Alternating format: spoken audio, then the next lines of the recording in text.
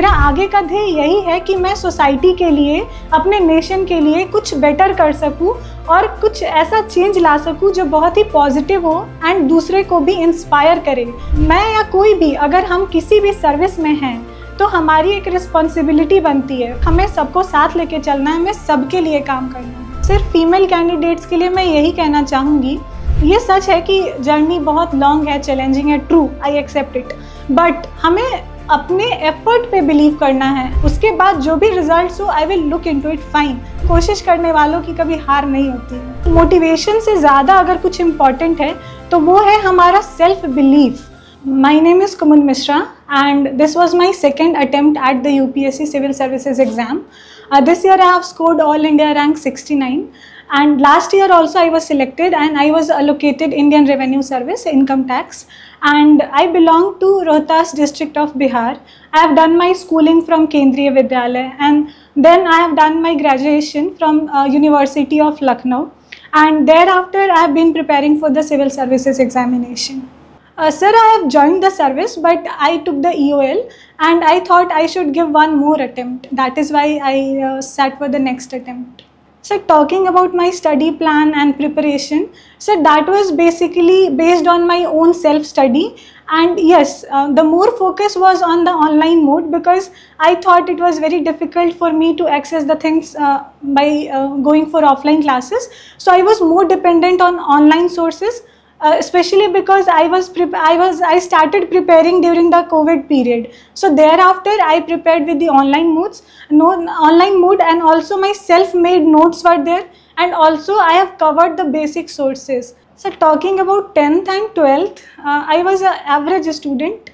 But thereafter I had in my mind that I have to go for the civil services. So when I was in my graduation, when I was in my first year, at that time we had the COVID-19 pandemic. So most of the time we used to be at our home. So मैंने सोचा कि जब हम घर पे हैं तो अपने समय का हम सही इस्तेमाल करें. तो at that time I started my preparation because I had in my mind that I have to go for the exam.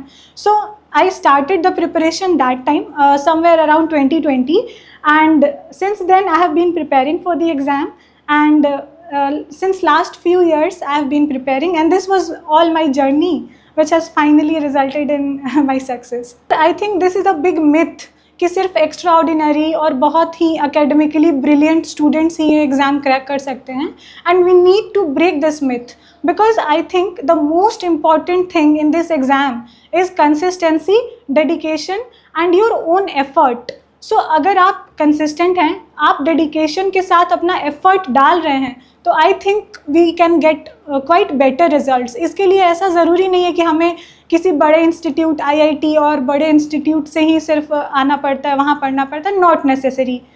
We can just do it with the single minded approach and we need the whole hearted dedication. एक clarity होनी चाहिए mind में that what we want to pursue, what is our goal and उस clarity के बाद हमें उसके लिए कंसिस्टेंटली एफर्ट करना है। So I think that is more important. Sir आगे का मेरा ध्येय यही है कि जो मैंने गोल्स और आइडियल्स सेट किए हैं, जैसे मैं काम करना चाहती हूँ एजुकेशन सेक्टर में, रूरल डेवलपमेंट में, हेल्थ केयर में। So I think these sectors are very important for the development of a society and also for the development of a nation as a whole.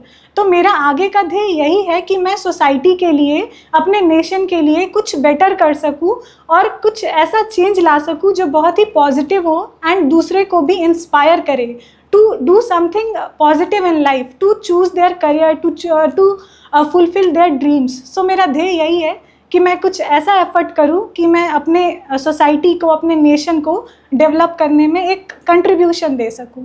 मैं या कोई भी, अगर हम किसी भी सर्विस में हैं तो हमारी एक रिस्पॉन्सिबिलिटी बनती है for the society, for the nation and also for the global community as a whole. तो आई थिंक हमें सबको साथ लेके चलना है, हमें सबके लिए काम करना है। इंस्पिरेशन की जहाँ तक बात है कि ये सर्विस में आने की इंस्पिरेशन कहाँ से मिली, तो जब मैं स्कूल में थी तो मतलब हम काफ़ी सुनते थे कि सिविल सर्विसेज भी एक एग्ज़ाम होता है, ये अपने कंट्री का सबसे डिफ़िकल्ट एग्ज़ाम है, इसे भी क्रैक कर सकते हैं, हम सर्विस में आ सकते हैं, ऐसा ऐसा कुछ सुना था। तो when I was in my school तो मुझे लगा कि मुझे भी ये एग्ज़ाम देना चाहिए।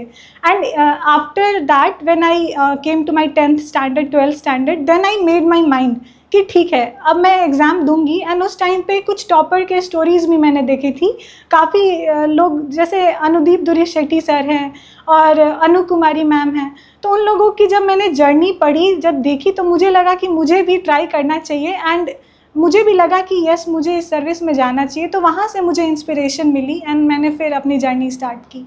जैसे जब भी हम प्रिपेयर करते थे तो बहुत सारे टेस्ट हो जाते हैं, टेस्ट सीरीज़ जब हम देते हैं तो हर वीक में कुछ टेस्ट हो जाते हैं, हर 4-5 दिन पे। तो जब भी मैं टेस्ट लिखने जाती थी तो मुझे वही याद आ रहा है कि सब बोलते थे कि चल रही तुम फिर से लिखने, तुम्हारा काम हो गया, यही तुम्हारा शुरू हो गया। तो यही मुझे बहुत अभी भी याद आता है कि बहुत अजीब सा एक इंटरेस्टिंग सा तो मोमेंट नहीं था, बट सब हंसते भी थे कभी कभी कि हम यहाँ जा रहे हैं वहाँ जा रहे हैं, तुम चलोगे? मैं बोलती थी नहीं, पहले मेरे को ये लिख लेने दो, आज मुझे ये टेस्ट अटेम्प्ट करना है। तो हर बार फ्रेंड्स हो या फैमिली में भी बोलते थे तुम्हारा बस यही है, लगा रहेगा यही बस।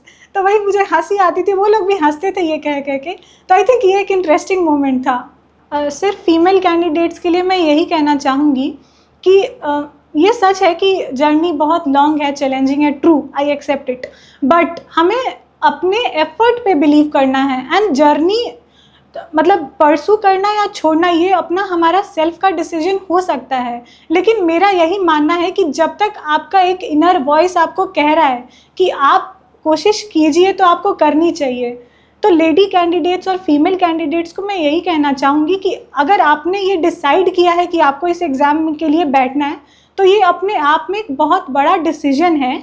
तो आप इस डिसीजन को लेने के बाद प्लीज़ इस पे वर्क कीजिए। एंड कभी भी ऐसा लगे कि डीमोटिवेशन हो रहा है और यू आर फीलिंग लो, तो उस टाइम पे आप बस ये याद रखो कि आपने ये जर्नी क्यों स्टार्ट किया है and just do it. Because कभी कभी मुझे भी ऐसा लगता था कि ये क्या चूज़ कर लिया, बहुत डिफ़िकल्ट है, will I be able to do it और नॉट।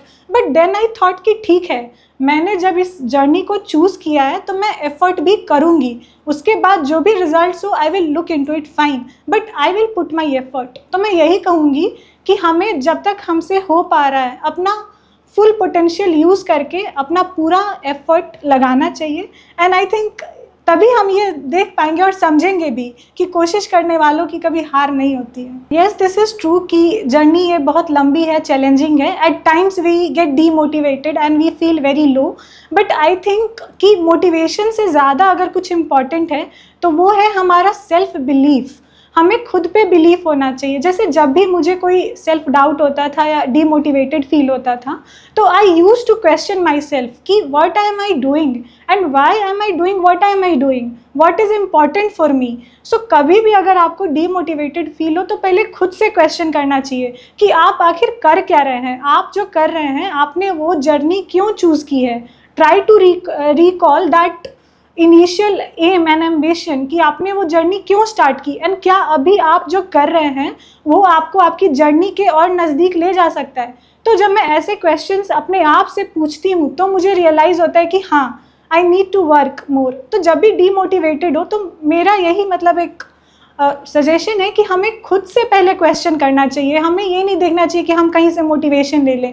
एक्सटर्नल मोटिवेशन आप ले सकते हैं, आप बुक्स से, किसी कोटेशंस, स्टोरी, पर्सनालिटी से, बट आई थिंक एक्सटर्नल से ज़्यादा इंटरनल मोटिवेशन इंपॉर्टेंट है। आप खुद को क्वेश्चन करो, खुद के प्रति अकाउंटेबल रहो, तो I think we can do it. Result आने से पहले एक दिन कल ही पापा बता रहे थे कि अगर लिस्ट में नाम हो तो भी ठीक है, नहीं हो तो भी ठीक है। कभी भी लाइफ में इतना वो नहीं करना है, टेंशन में नहीं आना है बस कि नाम होना ही चाहिए या हमें ये करना है। अगर एफर्ट इम्पॉर्टेंट है, तुमने एफर्ट किया, पापा ने यही कहा कि इस एग्ज़ाम में बैठना, वो हिम्मत लेके जाके बैठना ही बहुत बड़ी बात है। तो अगर तुमने उतनी हिम्मत दिखाई है वही अपने आप में बड़ी बात है। बाकी रिज़ल्ट जो भी हो एक्सेप्ट करना है, कुछ भी हो सब ठीक है, नाम हो तो भी ठीक है और नाम नहीं हो तो भी ठीक है। तो यही पापा ने मुझे बोला था। एंड फाइनली जब पापा को आज पता चला कि ये रिज़ल्ट आ गया तो उन्होंने कहा कि अच्छी बात है, फाइनली तुमने कर लिया, जो तुम चाहते थे वो तुमने अचीव कर लिया। सर मम्मी भी बहुत खुश है। मम्मी तो मेरी इस बार बोल रही थी कि इस बार तुम्हारा 100% श्योर है कि होगा, बट आई वॉज आस्किंग कि आपको कैसे लग रहा है कि होगा, तो उन्होंने कहा बस एक वॉइस है अंदर से आ रही है कि होगा एंड लग रहा है कि इस बार हो जाएगा, बस प्रे करना है, हो जाएगा। तो उन्होंने यही कहा कि बहुत बढ़िया, आखिर तुमने कर लिया, जो तुम चाहते थे तुम्हें मिल गया, बहुत बढ़िया। उन्होंने यही कहा कि बहुत अच्छा किया।